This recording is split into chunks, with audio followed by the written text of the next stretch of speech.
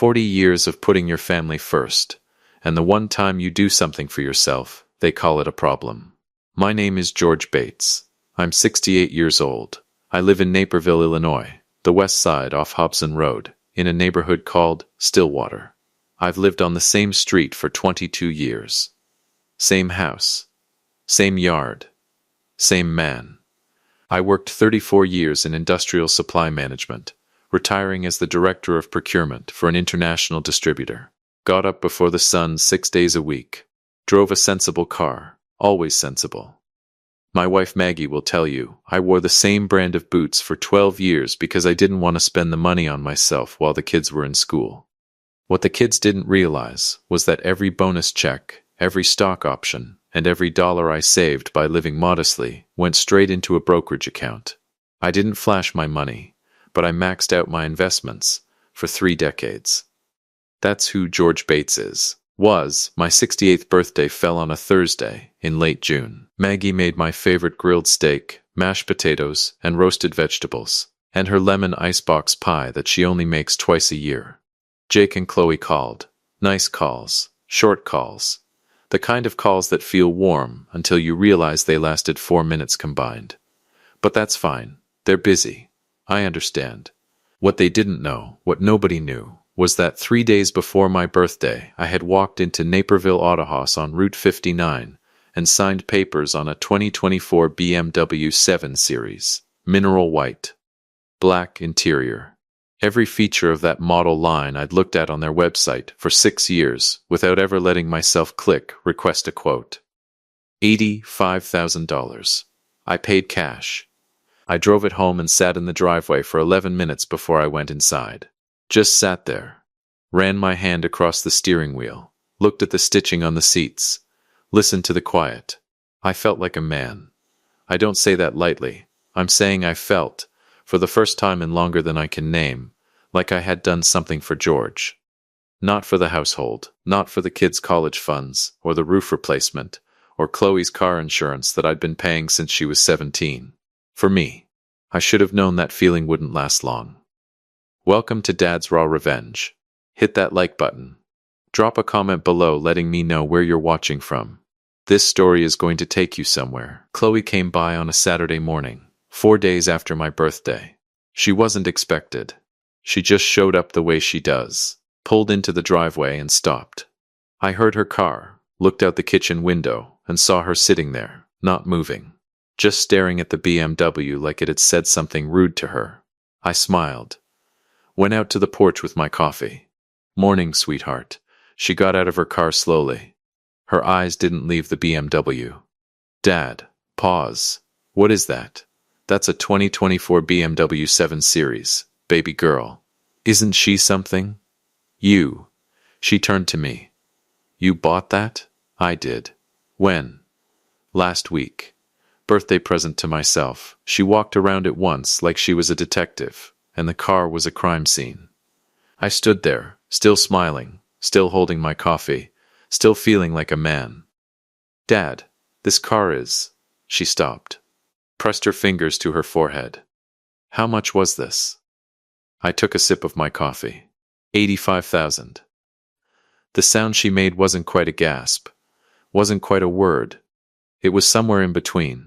She pulled out her phone before she even got back to her car. I watched her drive away, watched her dial before she even reached the end of the street. I already knew who she was calling. Jake showed up the next morning. Chloe was with him. They hadn't called ahead. They never do when they're coming together. I've noticed that over the years. When they call, it's casual. When they show up together unannounced, it means they've talked. It means there's an agenda. Maggie was in the kitchen. She caught my eye when we heard them pull up. Her look said, "Just be patient with them." My look said, "I know exactly what this is." They came inside, sat down in the living room. Jake on the couch, Chloe in the chair nearest the window, the same chair she sat in since she was 9 years old. I sat across from them. Nobody said anything for a moment. Here we go. Jake leaned forward, elbows on his knees. "Dad, we want to talk about the car." I figured. $85,000, Dad. He said it like I'd spent it on something embarrassing. It's a fine automobile, Jake. That's not the point. He glanced at Chloe. She took that as her cue. Dad, we're worried about you. She folded her hands in her lap. You're 68. You should be protecting your assets. You should be saving, not spending like this. I looked at her. Spending like what exactly? Like. She gestured vaguely, like you have unlimited money. I saved for that car for 6 years, Chloe. That's not. Dad, it's $85,000. I'm aware of the price. I wrote the check. Jake jumped back in. Dad, you're living too large. You know that, right? You need to cut back. There it was. Living too large. I let that sit in the air for a second. Let it breathe. Maggie appeared in the doorway. Can I get anyone something to drink? I just made. Mom, we're talking. Jake, barely looking at her. Maggie's jaw tightened slightly. She looked at me. I gave her a small nod. Jake, she started. Maggie, it's fine, I said. Quiet, let them talk. Jake turned back to me. Dad, you need to be saving that money. For your future. For, he hesitated. For what, son? Finish the sentence. For us, Dad. For the family. What if something happens? What if you need that money later? You're spending it on a car. For us. There it is. That's what this is. You're going to leave us nothing, Chloe said. Quietly, but she said it. I looked at her. Is that what you said? She didn't back down. I'm just being honest. I nodded slowly. Looked at the floor. Looked back up. Maggie was still in the doorway. Her face said, please don't let this turn into something. She said, Dad's been doing so much for this. Let's be gentle. He's worked his whole life, let's not. Mom, we love Dad. But this isn't. Jake, her voice had an edge, just a small one. It's fine, I said again. Calm. Easy. Your mother's right that I've worked hard. But you're right that I need to be more careful. I hear you both. Jake blinked. He expected a fight. You. Okay, good. So you'll return. I didn't say that. Dad, I said I hear you. I'll cut back. I stood up.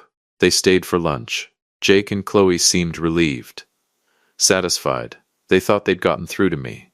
They talked, and laughed, and told stories, and drove home feeling like responsible, concerned children who had done something good for their father. Maggie watched them go. She turned to me. She started to say something. I'm fine, Maggie. She studied my face. She knows my face better than anyone alive. She knows the difference between me being fine and me being finished. She went quiet. That night, after she was asleep, I went to my desk in the back office. The small room off the hallway that the kids always called Dad's room, because nobody else was really allowed in it. I sat down, opened my laptop. I pulled up my accounts. 41 active, recurring monthly bills. Some big, some small. All going to the same two people who had just sat in my living room and told me I was living too large. I started with the smallest one. And then I just kept going. Stay with me. Because what happened over the next 6 weeks, I promise you nobody in that house was ready for it. It was the first week of August when the dominoes started falling. I didn't announce anything. Didn't send a text. Didn't leave a note on the kitchen counter. I just sat in my chair every evening, drank my coffee, and watched the calendar move. Maggie knew something was coming. She'd seen my face that night after Jake and Chloe left. She'd watched me disappear into my office. She'd heard the keyboard clicking at midnight. But she didn't ask. Maggie has always known the difference between a conversation I'm ready to have and one I'm not. I was not ready. So she waited. And I watched. It started with Jake. Jake drives a 2022 Audi A5. Sharp car. Lease payment. $724 a month. His name is on the lease. My account number is on the autopay. Was on the autopay. I was sitting on the back porch on a Tuesday morning, reading the paper the way I like to. Physical copy. No phone. Just me and the news and whatever birds decide to show up. When my phone rang. Jake, I let it ring twice. Picked up. Dad, his voice had that clipped, tight sound. The sound of a man trying to stay controlled. Did something happen with your bank account? Good morning to you too, Jake. Dad, my car payment bounced. Did something happen with your bank account? I just got an alert from Audi Financial. They said my monthly lease payment was rejected by the bank. Is there a glitch or something? I took a slow sip of my coffee, set it down. Hmm? Dad, what does he mean? My payment bounced. I've got a late fee on here already. Well, I said, you might want to look into that. Silence, look into. Dad, you pay that. You've always paid that. I know. So what happened? I'm cutting back, Jake. I kept my voice the same temperature the whole time. Room temperature. Not warm, not cold. You told me to. Remember? A longer silence. The kind that has thoughts running through it. Dad, the car payment? Have a good Tuesday, son. I hung up. I picked up my paper. The birds were indifferent. Chloe took a few more days. I always said Chloe was sharper than Jake in certain ways. She picks up on patterns faster. But even she wasn't fully connecting the dots yet. She probably thought Jake's situation was a bank error. A one-time thing. A misunderstanding that Dad would sort out. Then her gym membership got cancelled. Then her Hulu, Netflix, and HBO accounts stopped working in the same 48-hour window. Then her apartment Wi-Fi, which ran through a family plan I'd been paying for since she signed her first lease, went dark on a Wednesday night. She called Maggie first. I heard Maggie's end of the conversation from the hallway. Mom, my internet just stopped working, and my Netflix is gone. And the gym sent me a cancellation notice. Mom, what is going on? Maggie looked up and saw me standing in the hallway. Her face did three things at once. Concern for Chloe, understanding of what I'd done, and a careful neutrality she was trying to maintain in front of both of us simultaneously. Honey, just let me talk to your father, okay? Just give me one day. She hung up. We looked at each other. George, Maggie, the Wi-Fi, George? The gym? She said I was living too large. She's 26. She didn't mean. She meant something. Maggie pressed her lips together, folded her arms, unfolded them. She wanted to be angry at me and she couldn't fully get there, and that conflict was written all over her face. George, her internet is out. She works from home 2 days a week. Then she can call her internet provider and set up her own plan. She's 26 years old. Maggie. George, how much is a Wi-Fi plan, Maggie? What does it run? $60? $70 a month? She can't cover $60 a month? Maggie went quiet. I went back to my chair. By the second week of August, both kids' phones were throttling. They were on my family plan, had been since high school. I didn't cancel their lines. I just logged into the network account and paused their data access. No warnings, no explanation from the carrier, just an instant drop to 2G speeds. Jake called 4 times in one day. The calls were escalating. The first one was confused. The second one was frustrated. The third one was loud. I answered the fourth one. Dad, what is happening? My phone has been buffering all day. I can't load anything. My phone has been buffering all day the second I step away from my desk. I can't even load a map in my car. I'm having to hunt for public Wi-Fi just to send an email. You should probably look into your own plan then. My own, Dad. I'm on your plan. I've been on your plan for 10 years. I know. I'm cutting back. You told me to. I told you to cut back on buying a car, Dad. I didn't mean. You said 41 payments, Jake. I let that land. Watch the silence. You counted them.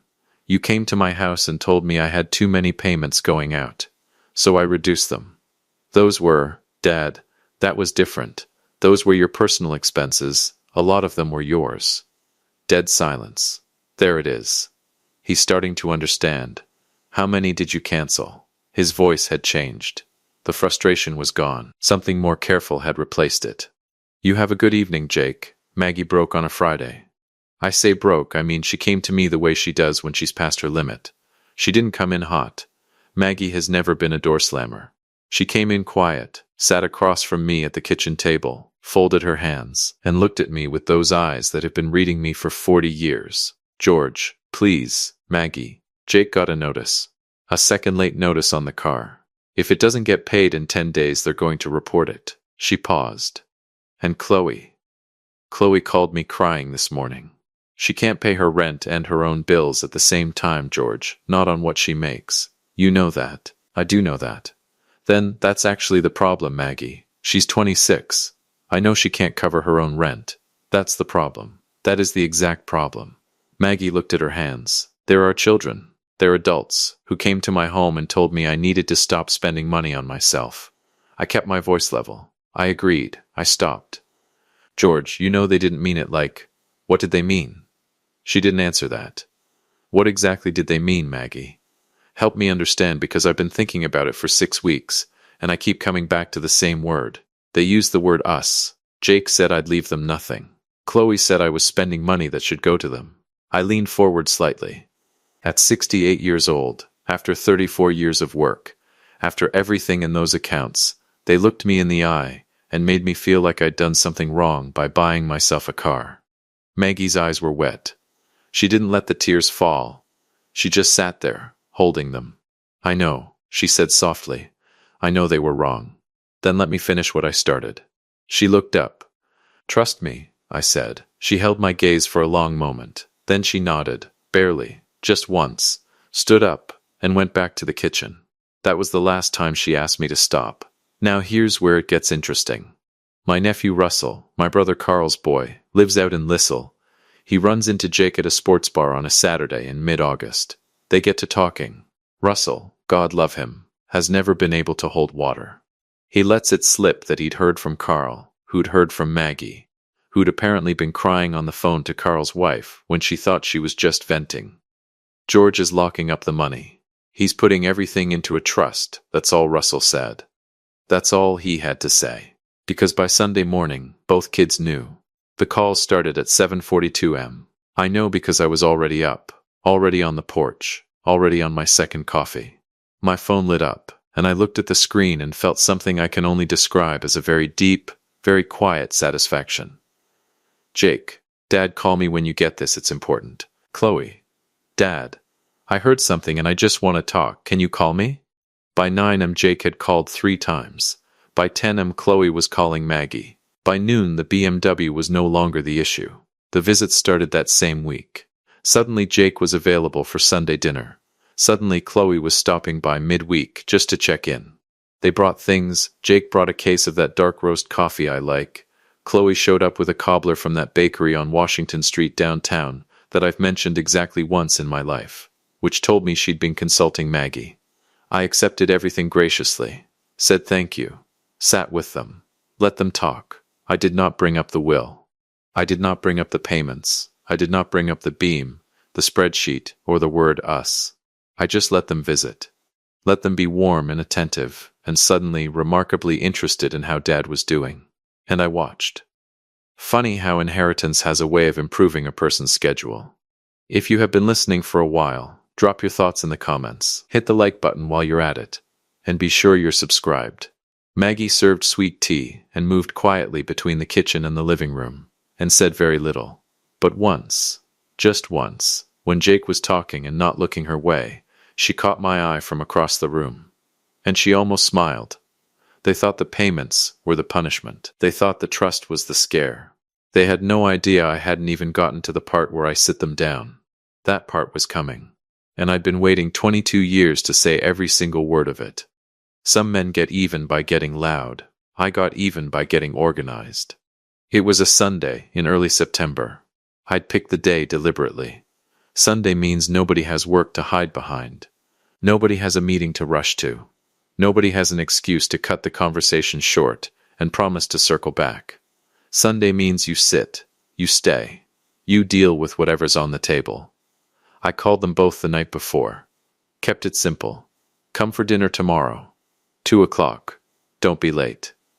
Jake said, Everything okay, Dad? Everything's fine. 2 o'clock. Chloe said, Should I bring anything? Just yourself. I hung up and went to my office. Opened the drawer on the right side of my desk, the deep one, the one that locks. Pulled out a folder I'd been building since June. Sat there for a while, just looking at it.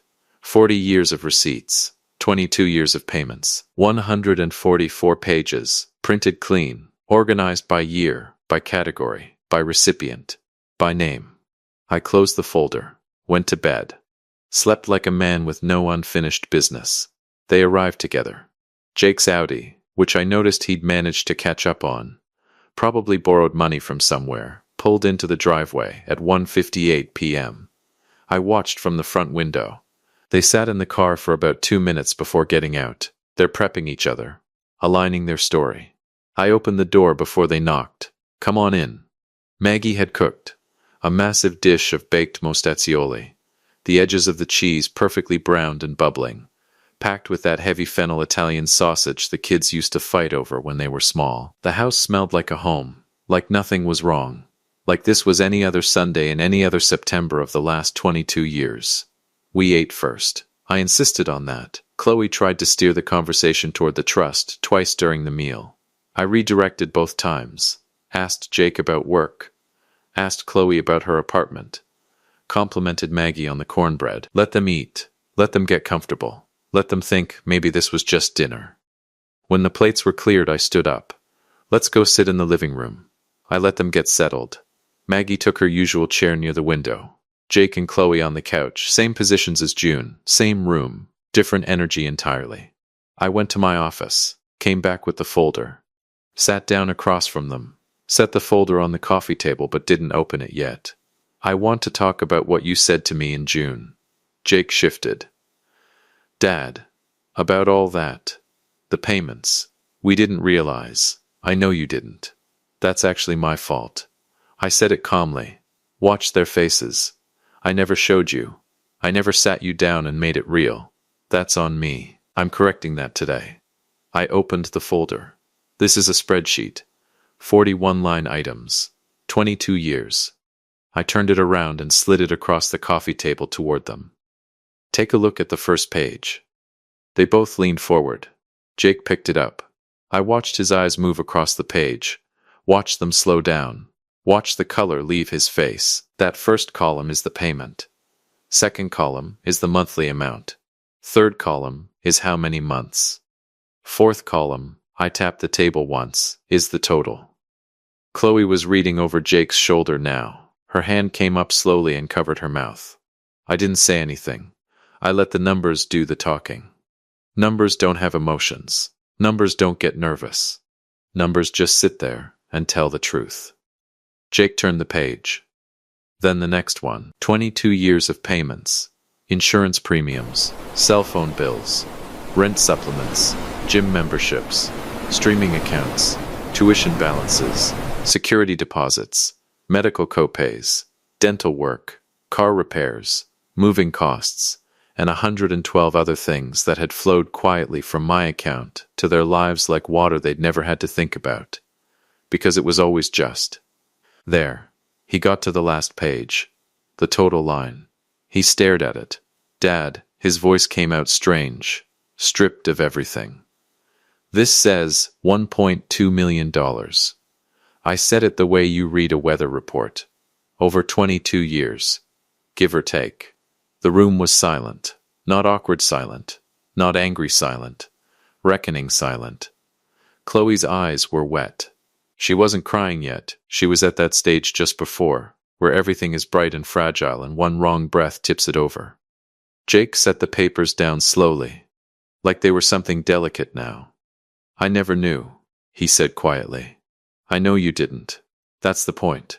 I leaned forward, elbows on my knees, looked at both of them. "You came into my house in June and told me I was living too large.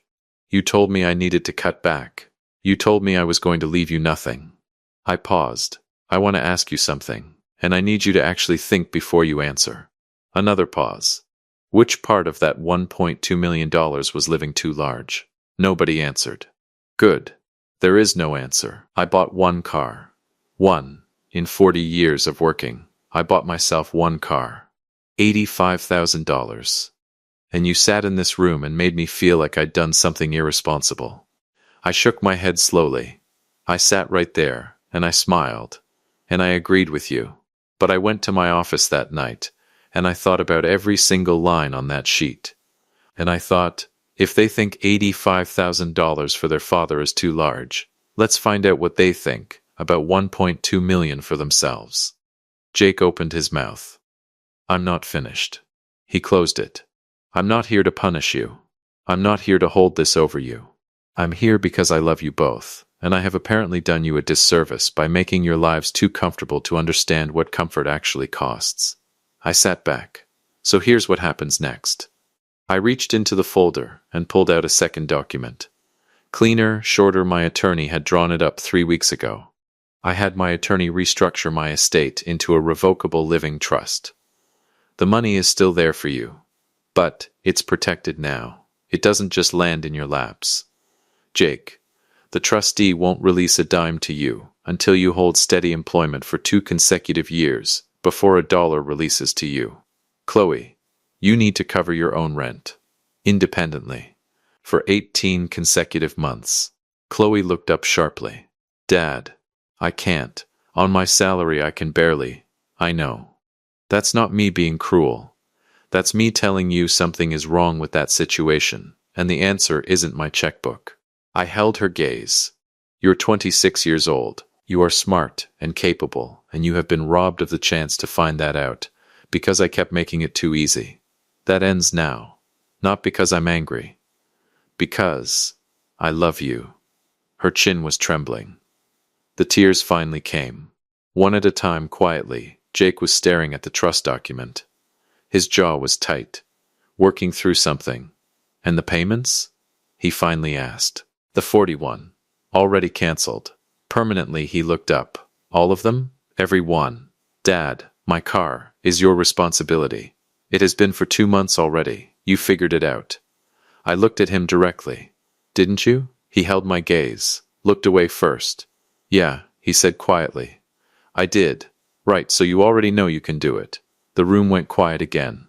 Maggie hadn't said a word. She was sitting in her chair by the window, hands folded in her lap, a cup of sweet tea going cold on the table beside her. She wasn't crying, wasn't smiling.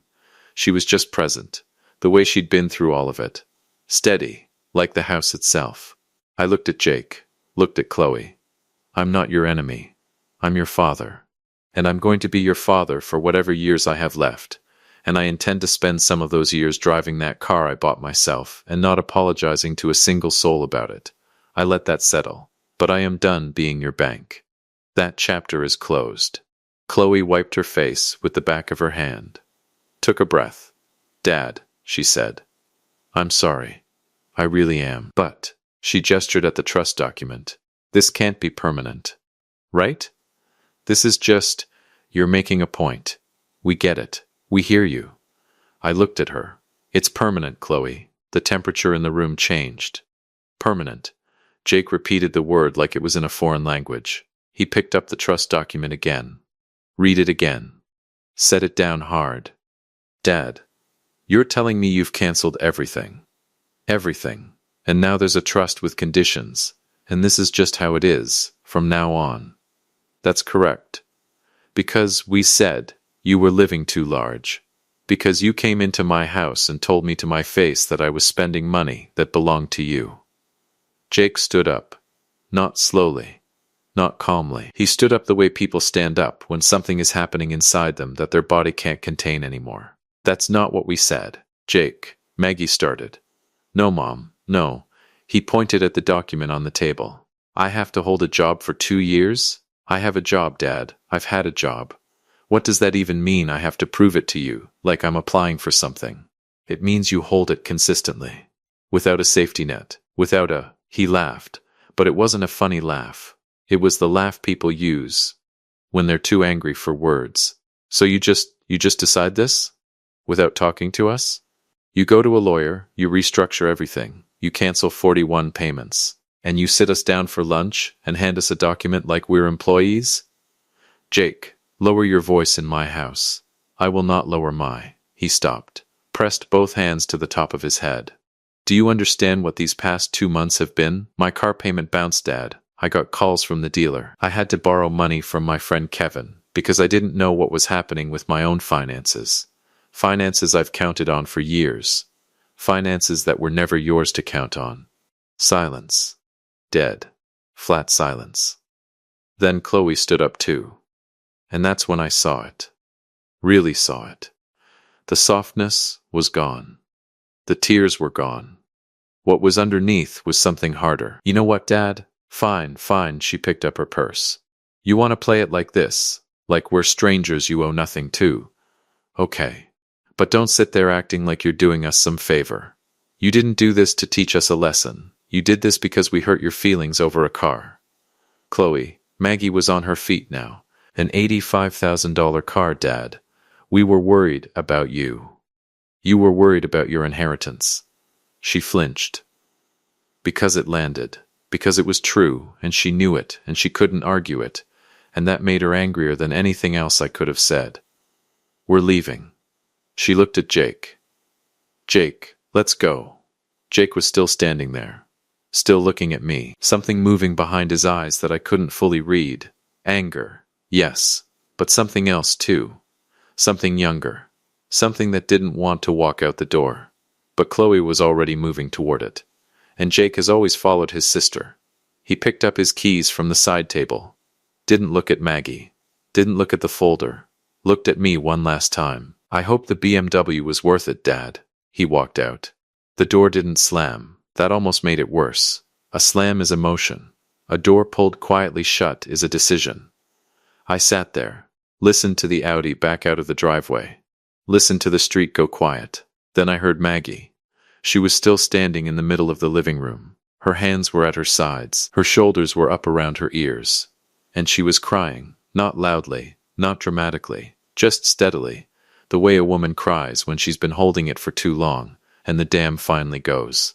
George. Her voice broke on my name. Just one syllable, and it broke. My babies just walked out. I stood up, crossed the room, put both arms around her. She cried into my shoulder. Her hands gripped the back of my shirt like she needed something solid. They'll be okay, I said quietly, into her hair. They'll be okay, Maggie. You don't know that. I do. I held her tighter. She pulled back slightly, looked up at me. Her eyes were red. Her face was the face I'd loved for 40 years. Every line of it, every worry written in it. What if they don't come back? They'll come back. George, Maggie. I held her face in both hands, looked at her directly. Everything is going to be okay. I promise you. Not today. Maybe not for a while. But okay. I wiped her cheek with my thumb. Trust me the way you've always trusted me. She searched my face, looking for the George she knew. The steady one. The one who had never once in 40 years made her a promise he didn't keep. She found him. She nodded. I walked her to the kitchen. Sat her down at the table. Poured her a cup of tea. Sat across from her in the quiet house that smelled like the remnants of dinner and that berry cobbler nobody had the heart to touch tonight. I built everything in this house. Every comfort, every safety net, every soft landing my children had ever known. I built it. Quietly, without a scoreboard, without a single request for gratitude. 40 years of giving everything to everyone else. One car for myself. And they called it too large. Let them figure it out. They'd land on their own eventually. Or they wouldn't. But that part, for the first time in a very long time, wasn't my problem anymore. If you enjoyed this story, hit that like button, subscribe, and drop a comment below. Let me know where you're watching from. I will see you on the next one.